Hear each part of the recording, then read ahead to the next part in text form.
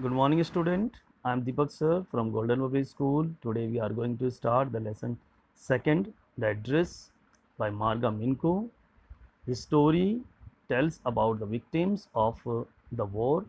You know that war brings disasters; it never brings the happiness. So let us start the story. The address. This is a moving story of a daughter who goes in search of her mother's belongings. After the war in Holland, there was a war in Holland, and after the war means post-war. She goes in search of her mother's things, household things, and other things also that were being taken by a woman named Mrs. Dorling, saying that she would give all the things after the war. So she was just going in search of that. The narrator means daughter is the daughter of Mrs. S. Means the mother of a daughter is the name of mother of a daughter is Mrs. S. S is the name of the mother of a daughter who goes in search of her mother belongings. Who died during the war means mother died during the war. The narrator went to number 46 Marconi Street. This is the address of that lady whose name is Mrs. Dorling. She wanted to go, Mrs. Dorling, to take all the things that were being taken by Mrs. Dorling before the war. But now, narrator's mother is not alive, and after the war, when the war is silent, now she is going to take all the things from Mrs. Dorling, who is going daughter of Mrs. S, who was an old acquaintance of her mother, who was an old acquaintance. Miss Mrs. Dorling was old familiar, old known lady of her mother, who had removed almost all the belongings of her mother during the war to this place. When she has taken all the things, means most of the things, to her home, promising that after the war she would return. All this was done with Mrs. S. silent consent, and Mrs. Dorling wanted to save her things. Although Mrs. S. didn't want to give the things to Mrs. Dorling, but Mrs. Dorling was promising her that she would keep all the articles, things safely, and afterwards she would return, which they would lose if they had to leave the place. Means they will leave all the things because war is there. That is why she was taking the profit from them. The narrator had seen Mrs. Dorling for the first time during the first half of the war, when the war was just being happened. At that time, the narrator had seen. Narrator was very younger at the time. She had come home for a few days and noticed the change in the rooms. She missed the various things.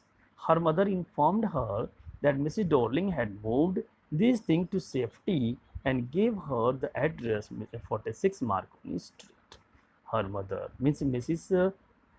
S.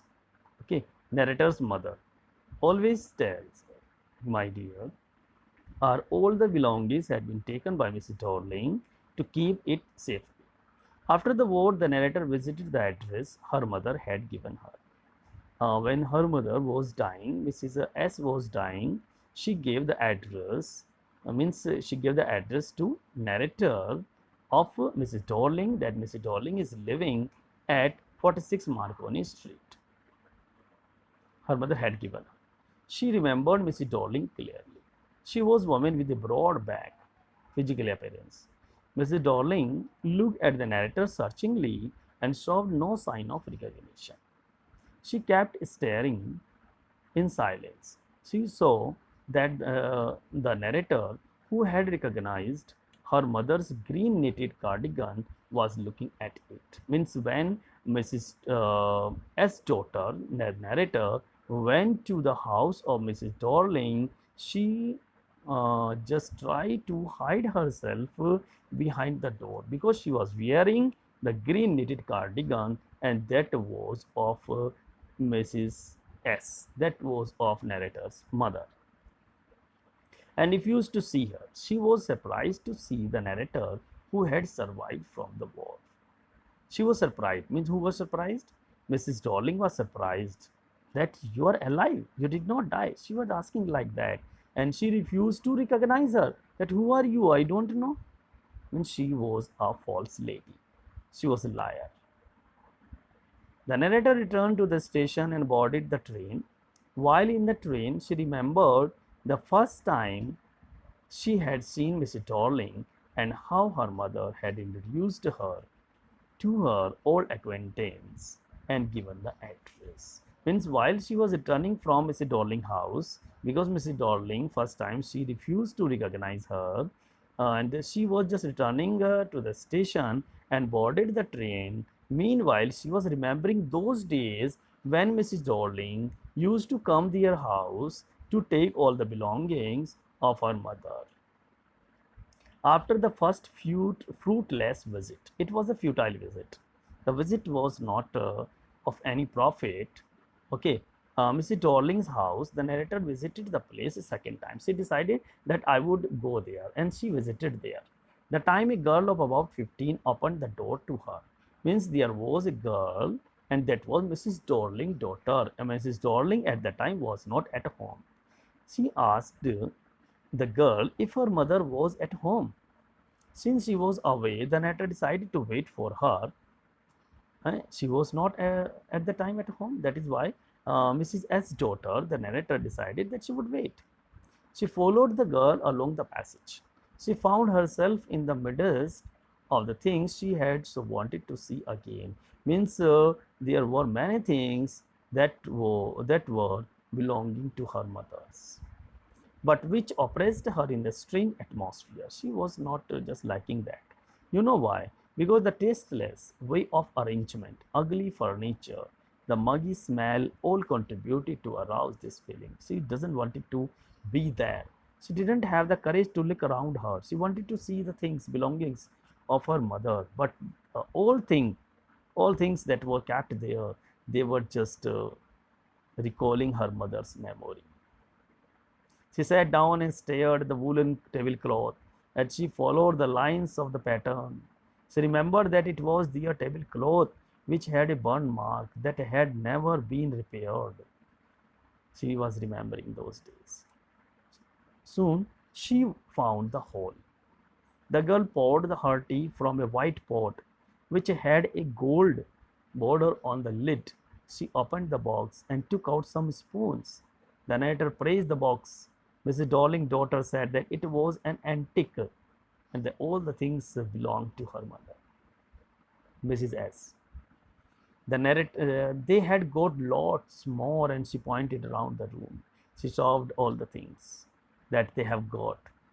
The girl didn't know that all the things that were kept over there, they belonged to the narrator's mother, Mrs. S. But now she doesn't know. That is why she was just praising her all things. The narrator knew very well which things she meant, which things about she is talking.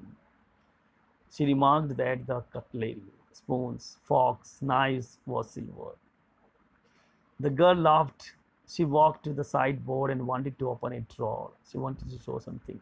The narrator felt perturbed. The narrator was not happy to see all the things. The objects linked with her mother aroused memories of her former life.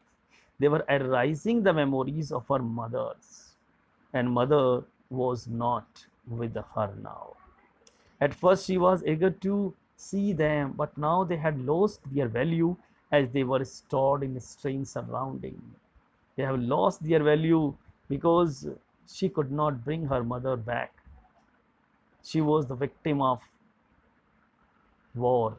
She was the victim of that particular thing which has been arised by those person who are arisen by those person who are just who are in the need of more and more, who are the main cause of the war. They don't think the war bring disasters only. Moreover, they were useless. All things were useless to her in her present state. She lived in a small rented room with space for no more than a handful of cutlery fitted in the narrow table drawer. Now the narrator was not having any spaced room. She was having very little room, and that was of rented. She was thinking that where she would kept all the things. That is why she left. All the things were there, and she decided not to return back to see them again, because they were arising her mother's memory also. She resolved, she determined to forget the address. She wanted to leave the memories of her mother and war behind her, and decided to move on. That is why she died. She would never go there. Dear student, read and note down the summary of the chapter. You must do the NCERT question in your notebook. If any queries, please ask. Thank you, student. Thank you very much.